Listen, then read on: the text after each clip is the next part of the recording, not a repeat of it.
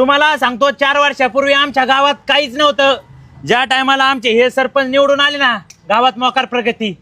3 मजली घर झालं. घरापर्यंत सिमेंटी रोड गेला. रोडच्या कडेने ना LED लाईट लागली. तुम्हाला सांगतो आमच्या गावात शेततळे नव्हतं.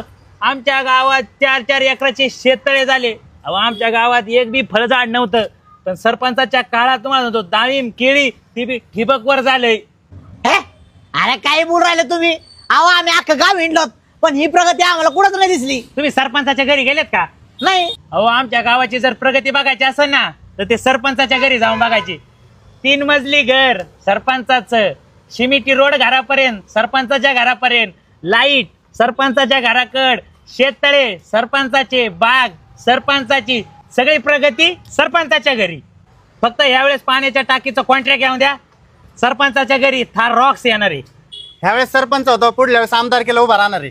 लक्ष असू द्या. का हो आता IT पार्क उभा करायचं काय? हा तेच डोक्यात चाललंय जरा. चला शेठ. मतदान करा नक्की.